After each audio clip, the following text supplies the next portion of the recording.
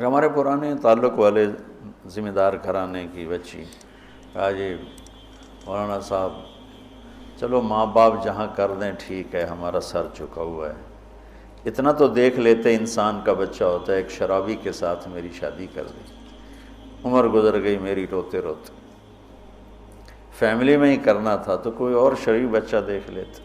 مجھے صرف فون پہ کہا گیا کہ باسی تیری منگنی کر دیتی ہے تو فلانی تاریخ نو تیری شادی، اور وہ شرابی تھا میرا، آج تک وہ شراب پیتا۔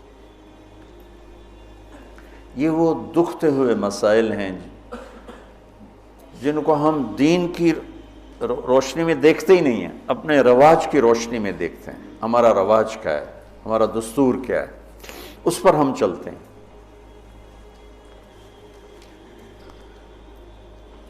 تو میرے نبی نے ہم عمر سے شادی کی، سودا، عمر سے بڑی سے شادی کی، خدیجہ، کم عمر سے شادی کی باقی ساری بیگمات، خاص طور پہ حضرت عائشہ، مطلقہ سے شادی کی زینب، بیوہ سے شادی کی خدیجہ، حفصہ، کنواری سے شادی کی عائشہ رضی اللہ تعالیٰ عنہ، مالدار سے شادی کی خدیجہ، غریب سے شادی کی جویریہ، باندھی ہو کر آئی ہیں، ہمسر سے برابری میں شادی کی ام سلمہ، ام حبیبہ، اپنے خاندان میں شادی کی عائشہ، ام حبیبہ، ام سلمہ، یہ حفصہ، یہ قریش ہیں۔ خاندان سے باہر قوم میں شادی کی، جویریہ، میمونہ، قوم سے بھی باہر یہود میں شادی کی، صفیہ رضی اللہ تعالیٰ عنہ۔ یہ کتنی نسبتیں ایک عورت کی بن سکتی ہیں، ان سب میں میرے نبی نے شادی کی۔ اور آپ حیران ہوں گے، اپنی 3 بیٹیاں بنو امیہ کو دیں جن کے ساتھ جانی دشمنی، ابو العاص کو حضرت زینب، ابو العاص بن ربیع بن امیہ بن حرب، اور عثمان بن عفان بنو امیہ۔ تو پہلے حضرت رقیہ کا کیا، پھر ام کلثوم کا کیا، اور علی اپنے گھر کے تھے، خاندان کے تھے، تو ایک فاطمہ کا رشتہ ان کے ساتھ کیا۔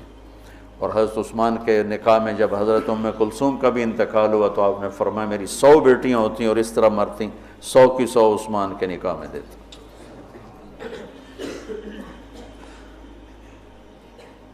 یہ معاشرت کے احکام کو اللہ روزے کے درمیان لے کر آئے، اوپر بھی روزہ ہے، نیچے بھی روزہ ہے، اور اس کے بیچ میں اللہ تبارک و تعالی ہمیں یہ دکھا رہا ہے کہ معاشرت عبادات کی طرح ہے، عبادت کی طرح ہے۔ معاشرت خوبصورت نہیں ہوگی تو ہمارا دین خوبصورت نہیں ہوگا۔ میں بیوی کو عزت نہیں دوں گا، دیکھو طنز کا بول ایسا جیسے کپڑے پھاڑ دینا، بے عزت کرنے کا بول ایسا جیسے کپڑے پھاڑ دینا۔ اور میں کتنا ہی پاگل ہو جاؤں غصے میں اپنا کرتا خود نہیں پھاڑتا ہوں، میں کسی کا کرتا تو پھاڑوں گا، اپنا نہیں پھاڑوں گا۔ تو میری بیوی میرا لباس ہے، مجھے غصہ چڑھا ہوا ہے، مجھے گلہ آیا ہوا ہے، تو میں لباس پہ ہاتھ نہیں ڈالوں گا۔ یہ میں کیا کہہ رہا ہوں کہ میں بیوی کی دل شکنی نہیں کروں گا، بیوی خامند کی دل شکنی نہیں کرے گی، برداشت کریں گے، تب جا کر یہ رشتہ خوبصورت ہوگا۔ دنیا میں کسی بھی رشتے کو باقی رکھنے کے لیے برداشت کے سوا کوئی قانون نہیں، اور اس رشتے کے لیے برداشت سب سے زیادہ ہے کہ برابری کا رشتہ ہے، کبھی خامند گرم کبھی بیوی گرم، تو دونوں ہی گرم تو پھر آگ بھڑکے گی اور بڑھتی چلی جائے گی۔ ایک بچہ مجھے آ کے ملا ملتان سے، ٹاپ کیا اس نے پورے پنجاب میں FSC میں، تو کہا جی میں 2 دفعہ خودکشی کی کوشش کر چکا ہوں۔ میں نے کہا تم اتنے پڑھنے لکھنے والے بچے تم کیوں خودکشی؟ کہا جی میرے ماں باپ دونوں آپس میں اتنا لڑتے ہیں کہ ان کی لڑائی سے بددل ہو کر میں نے 2 دفعہ خودکشی کی کوشش کی۔ تو میرے نبی نے 11 گھر آباد کر کے ہمیں زندگی سکھائی ہے کہ اس خوبصورت رشتے کو کیسے نبھانا ہے۔ اس خوبصورت رشتے کو عبدالحی صاحب رحمۃ اللہ علیہ، ڈاکٹر عبدالحی، مفتی تقی صاحب کے شیخ اور رفیع صاحب کے، ان کی کتاب میں واقعہ میں نے پڑھا کہ ایک مرید کے ہاں گئے تو کھانا بڑا پسند آیا، تو فرمایا کس نے پکایا؟ کہا جی بیگم نے۔ کہا بلاؤ۔ ان کی بیگم آ گئیں تو ان سے فرمایا کہ بیٹی آپ کا کھانا بہت بڑھیا تھا، تو بہت اچھا لگا، آپ کا شکریہ ادا کرنا تھا۔ تو وہ زاروں قطار رونے لگی۔ تو ڈاکٹر صاحب نے کہا اس میں رونے کی کیا بات ہے؟ کہا جی آپ کے مرید کے پاس 30 سال ہو گئے، کبھی ایک لفظ اس نے تعریف کا نہیں کہا، 30 سال میں ایک لفظ کبھی نہیں سنا کہ ماشاءاللہ بہت اچھا۔ ایک دوسرے کی تعریف کرو، بیوی خامند کو دیکھے تعریف کرے، خامند بیوی کو دیکھے تعریف کرے۔ اچھا لباس پہنا ہے تعریف کرو، اچھا لباس پہنا ہے بیوی کہ آپ بڑے اچھے لگ رہے ہیں، خامند کہ آپ بڑی اچھی لگ رہی ہیں، اور ایک دوسرے کے لیے تیار ہو کے رہو۔ ایک تزینوا لنسائکم، اپنی بیویوں کے لیے زیب و زینت اختیار کرو۔ حضرت ابن عباس فرماتے ہیں کہ میں اپنی بیوی کے لیے خاص طور پہ زیب و زینت اختیار کرتا ہوں، چونکہ جیسے میری بیوی میرے لیے میک اپ کرتی ہے، میں اپنی بیگم کے لیے میک اپ کرتا ہوں۔ اب اتنے بڑے بڑے پگڑ تم نے باندھے ہوں تو تمہاری بیوی ویسے ہی ڈر جائے گی۔ اور لمبے لمبے چوغے وہ جو مولانا عبدالغفور صاحب کے شاگرد ہیں، وہ دیکھ کے لگتا ہے جن آ رہے ہیں۔ اسلام کو اس طرح خوبصورت کر کے پیش کرو کہ دیکھنے والوں کو کشش محسوس، دیکھنے والوں کا بول ایسا بولو۔ لباس 2 کام کرتا ہے، ایک خوبصورت بناتا ہے، ایک عیب چھپاتا ہے۔ یہی کام اپنی بیوی کے لیے کرو، اس کے لیے زندگی کو خوبصورت بناؤ، اس کی کمیاں چھپاؤ۔ وہ خامند کے لیے کرے کہ اس کی کمیوں کو چھپائے، اس کی زندگی کو خوبصورت بنائے، تب یہ سارا کچھ لفظ لباس ہے۔ تیسرا دن ہو چکا میں آپ کو لباس لباس لباس پر، کہ یہ بہت اہم مضمون ہے۔ آپ سب فارغ ہونے والے وقت کے زیادہ قریب ہو چکے ہو، ابتدائی سالوں سے آگے انتہائی سالوں میں آ گئے۔ اب سب کی، بہت سو کی شادی ہو چکی، بہت سو کی انشاءاللہ اب سب کی ہو جائے گی۔ تو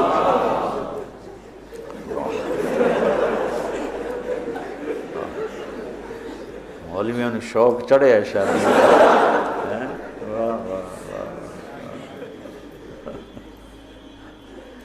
ہاں کرو، لیکن جو میں سبق یاد دلا رہا ہوں اسے یاد رکھنا۔ بچوں، حسن سلوک کے بغیر کوئی گھر آباد نہیں رہ سکتا، اچھے اخلاق کے بغیر کوئی گھر آباد نہیں رہ سکتا۔ پھر اللہ تعالیٰ نے تشبیہ دی ہے، نساؤکم حرث لکم فأتوا حرثکم انا شئتم وقدموا لانفسکم۔ تمہاری بیوی تمہاری کھیتی ہے۔ کیا تشبیہ ہے خوبصورت دوسری، وہاں لباس یہاں کھیتی۔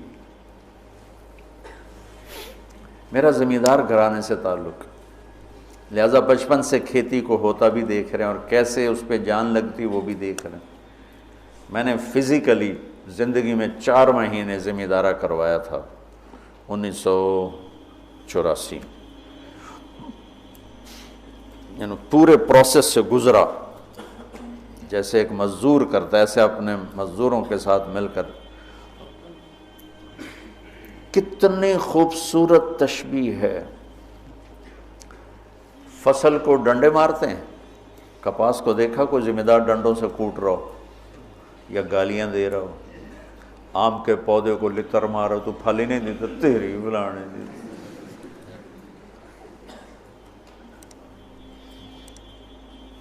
کنو پہ پھل نہیں لگا تو ڈنڈا اٹھا کے چلا رہا ہو۔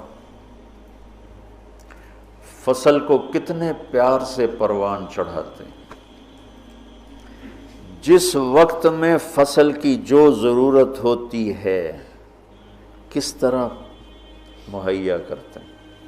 میں نے وہ 4 مہینے زمیندارہ کیوں کیا؟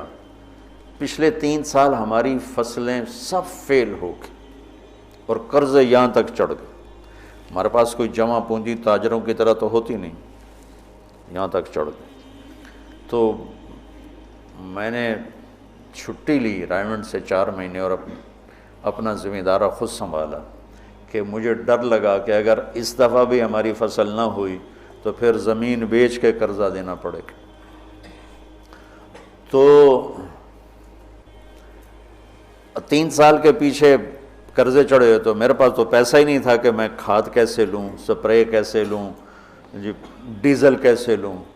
لیکن جس وقت کپاس کہتی پانی چاہیے، میری جیب میں پیسہ نہیں، میں بھاگ رہا ہوں، کہیں سے ادھار پکڑ رہا ہوں، کہیں سے کوئی پلاٹ بیچ رہا ہوں، کوئی درخت بیچ رہا ہوں، اور اس کو پانی پلانے کے لیے انتظام کر رہا ہوں۔ وہ کہتے ہیں مجھے کھاد چاہیے، تو میں بلاتا فوری طور پہ، یہ ٹالی بیچنی ہے بھائی، ٹالی کا درخت ہوتا ہے نا، ککر بہت زیادہ تھے، میرے والد صاحب کو درختوں کا بڑا شوق تھا، تو بے شمار کھڑے تھے، تو ایک دو بیچے، چلو بھائی کھاد لے آؤ، وہ لے آؤ، سپرے لے آؤ۔ میں نے کسی جگہ یہ نہیں کہا کہ میرے پاس پیسے نہیں تو میں کھاد کیسے لوں، میں سپرے کیسے کروں، نہیں کرتا، نہیں۔ جو میری کپاس نے مانگا میں اس کو دیتا رہا، میں اس کو دیتا رہا، میں اس کو دیتا رہا، اور اوپر کھڑے ہو روزہ جون میں 15 ایکڑ میں ٹریکٹر کے ساتھ بھاگتا تھا روزہ رکھ کے۔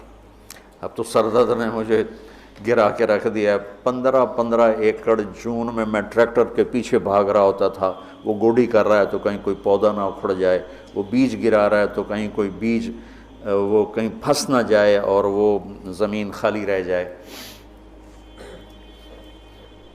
جتنی ایک کھیتی کی محنت ہے، اس کا 100واں حصہ بیوی کے ساتھ اخلاق بنا لو تو آپ کی فصل برابر ہو جائے۔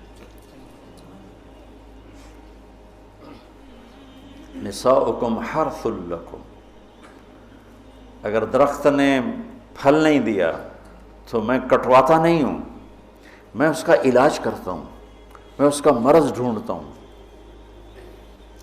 پچھلے سال ایک آم کا پودا پھل نہیں دے رہا تھا، تو مجھے تو اب اتنی سمجھ نہیں، تو میں نے اپنے دوست کو بلایا، میں نے کہا یار ذرا اس کو دیکھو، اس کو کیا مسئلہ ہے، یہ پھل نہیں دے رہا ہے۔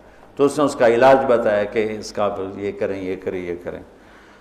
تو پھل نہیں دیتی تو میں پریشان ہوتا ہوں، اور میں اس کی خدمت کرتا ہوں، خدمت بڑھاتا ہوں۔ اب اس کو آپ رشتوں پہ اس رشتے پر فٹ کرتے جاؤ کہ بھائی تمہاری بیوی بہت بدتمیز ہے، تو سمجھو درخت ہے، پھل کوئی نہیں۔ تو اب وہ پانی مانگے تم پانی دو، وہ محبت مانگے تم محبت دو، وہ روٹی مانگے تم روٹی دو، وہ لباس مانگے تم لباس دو۔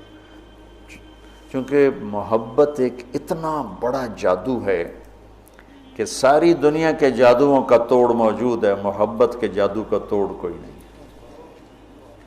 بادن ہوا کا صبرت ام لم تصبرا وبکاک ان لم یجر دمعک او جرا امر الفؤاد لسانہ وجفونہ فکتمنہ وکفا بجسمک مخبرا۔ محبت کا جادو سر چڑھ کے بولتا ہے۔ پھر کوئی کھیتی ایسی نہیں جس میں گندی جھاڑیاں نہ پیدا ہوتی، دنیا بھر میں پھر کے دیکھ لیا ہے، بڑے بڑے فارم دیکھ لی، کوئی کھیتی ایسی نہیں ہے جس میں گندی جھاڑی نہ پیدا ہوتی ہو، کوئی خاوند بیوی کا رشتہ ایسا نہیں ہے جس میں اونچ نیچ نہ ہوتی ہو۔ ہم فصل کو بچاتے ہیں اور گندی جھاڑیوں کو نکالتے ہیں، اور گندی جھاڑیاں خود پیدا ہوتی ہیں اور فصل کو پیدا کرنا پڑتا ہے۔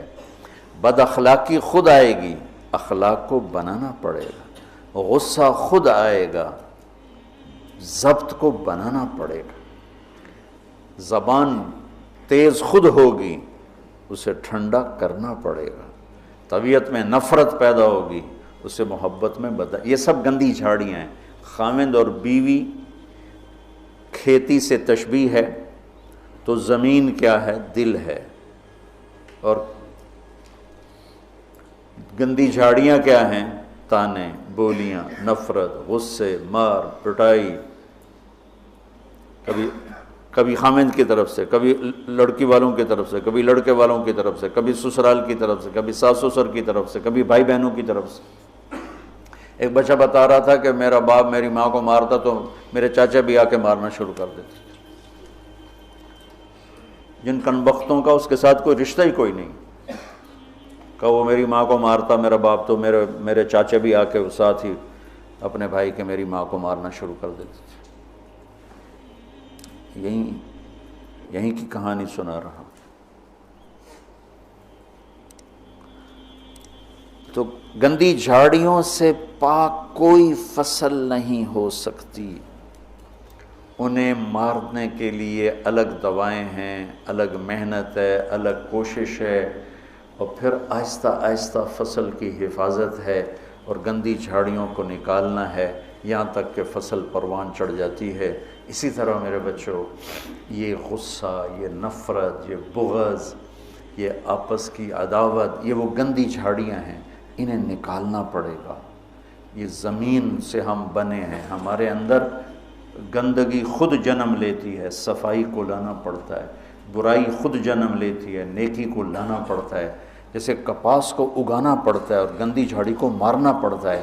ہم مٹی سے بنے ہیں. مٹی کی خاصیت ہے کہ اس میں گندگی فَأَلْهَمَهَا فُجُورَهَا وَتَقْوَاهَا، فجور پہلے ذکر کیا، تقوی بعد میں ذکر کیا.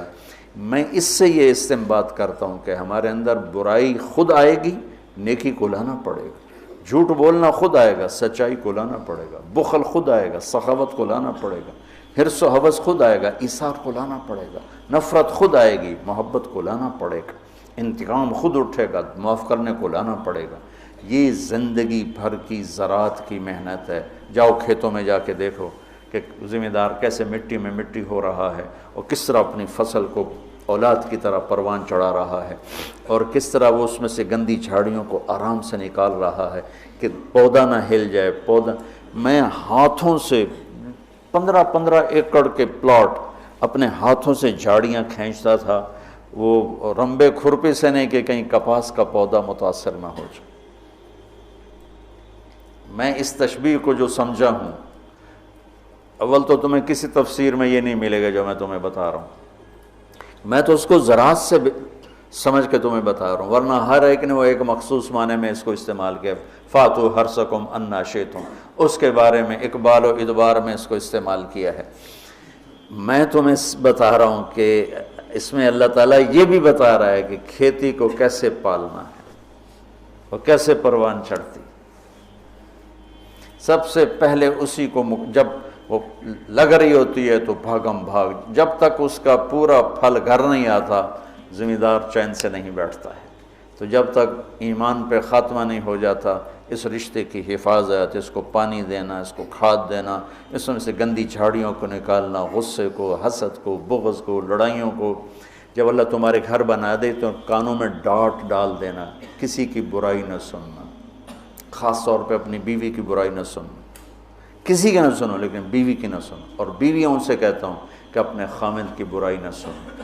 اب بیویوں پر شک مت کرو. شک نے کتنے گھر برباد کر دیے، بگاڑ کے رکھ دیے، تباہ کر کے رکھ دیے.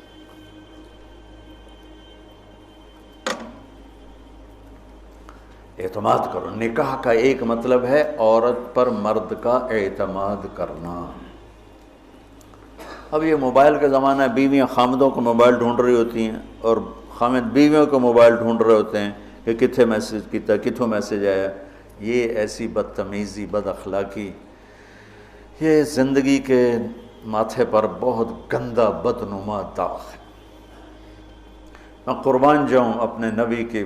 جو حضرت عائشہ پہ تہمت لگی کوئی ایسے نہیں لگی، بہت بڑی حکمتیں تھی پیچھے، اور سارا ماحول متاثر ہو چکا ہے. وحی بند ہے اور میرے نبی کہہ رہے ہیں عائشہ کوئی غلطی ہوئی ہے تو توبہ کرو، اللہ معاف کر دے گا. ذرا اپنے آپ کو یہاں خود اپنے آپ کو بٹھا کے سوچو. میں قربان جاؤں، کیا ظرف ہے میرے نبی کا. عائشہ کوئی غلطی ہوئی ہے تو توبہ کر، اللہ معاف کر دے گا.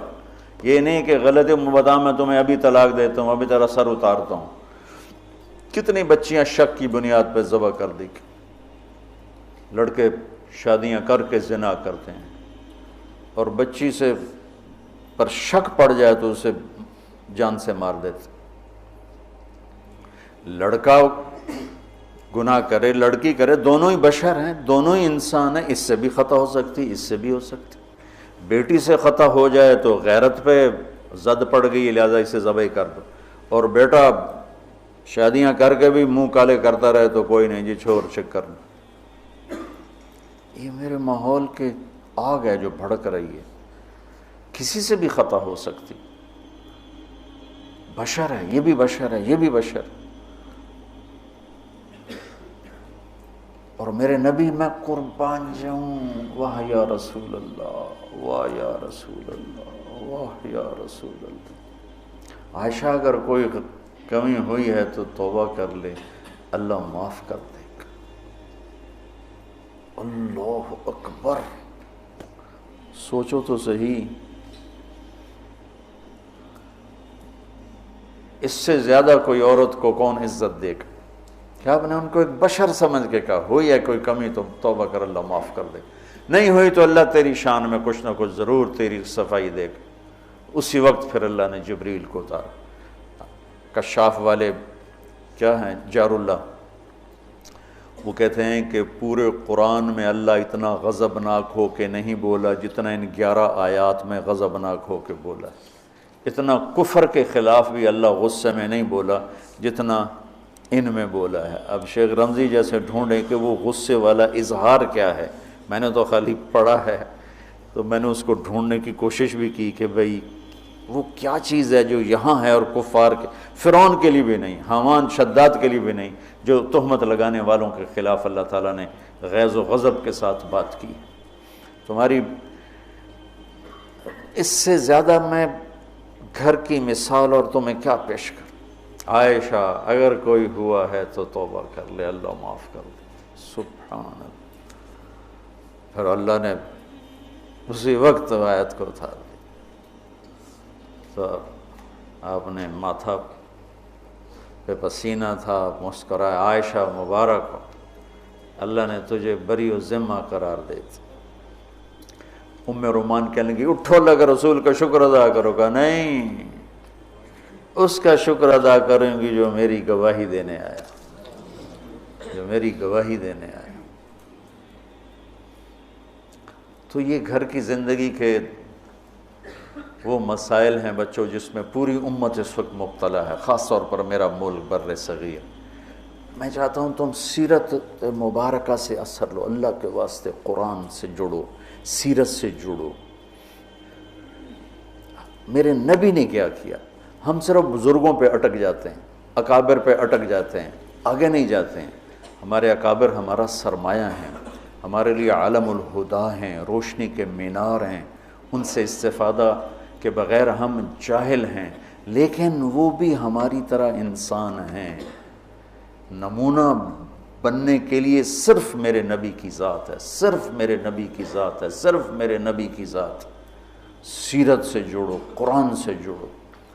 پہلا نمبر قرآن ہے، دوسرا نمبر حدیث ہے، تیسرا نمبر فقہ ہے۔ ہم نے الٹا کر دیا، پہلے نمبر پہ فقہ کو لے گئے، دوسرے نمبر پر حدیث بھی فقہی انداز میں، اور قرآن تو جلالین پڑھ کے چھٹی ہو گئی، چلو۔